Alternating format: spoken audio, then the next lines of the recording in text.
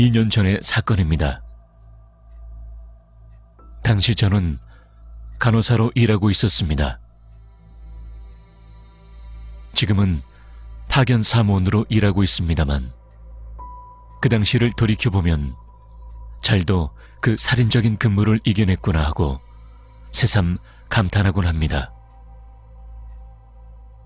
하루 18시간은 병원에 잡혀있는 게 당연한 일이었으니까요. 그날은 2교대 근무 중 낮 파트였습니다. 아침 7시 반쯤 평소 다니던 출입구로 출근했지만 병원 안이 기분 나쁠 정도로 한산합니다. 인기척이 전혀 없는 것입니다. 평소라면 아침 식사 때문에 간호사들이 이리저리 바쁠 시간일 텐데 전 탈의실로 향했지만 근무 시간이 겹치는 동료들 중 한 명도 만나지 못했습니다. 휴대폰으로 전화를 해봤지만 다들 전원이 꺼져 있다던가 수신이 불가능하다는 메시지만 나옵니다. 우선 인수인계를 위해서 데스크에 가려고 했습니다. 하지만 데스크까지 가는 도중 직원은커녕 환자조차 한 명도 보이지 않았습니다. 이런 이상한 일을 겪은 적은 한 번도 없었기 때문에 나는 덜컥 무서워졌습니다. 어쨌든 누구라도 찾아야겠다는 생각이었지만 함부로 돌아다니는 것도 두려웠습니다. 그래서 일단 내선 전화의 수화기를 들었습니다. 하지만 평상시라면 들려올 다이얼 소리마저 들리지 않았습니다.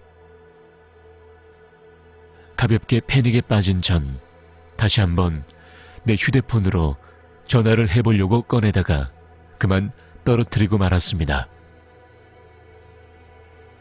당황해서 휴대폰을 주워서 집으로 전화를 겁니다. 이번엔 통화 연결음이 제대로 들립니다.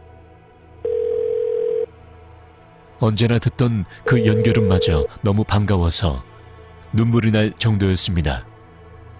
그리고 곧 전화가 연결됐습니다. 내가 엄마를 부르자 엄마는 지금 어디 있냐고, 병원에서 연락이 왔다고, 시간이 지나갔는데 네가 아직도 병원 출근을 하지 않았다고, 무슨 일이 있냐고 물어보았습니다.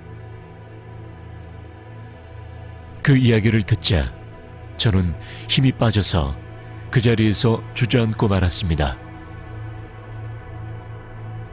그리고 오싹한 것을 깨달았습니다. 내가 아까 휴대폰을 떨어뜨린 곳에 그때 충격으로 빠진 배터리가 그대로 놓여있던 것입니다. 배터리가 빠졌는데 통화를 했다니. 전 휴대폰을 내던지고 어디로 가는지도 모른 채 정신없이 도망쳤습니다. 어디를 어떻게 달렸는지 기억나지 않습니다만 출입구 근처까지 오자 한 걸음도 더 못 걸을 정도로 지쳐버렸습니다. 그래서 엉거주춤한 자세로 숨을 고르려 했습니다. 머지않아 밖으로 나갈 수 있는데 왜 거기서 쉬려고 했는지 모르겠지만 말이죠. 전 문득 얼굴을 들었습니다.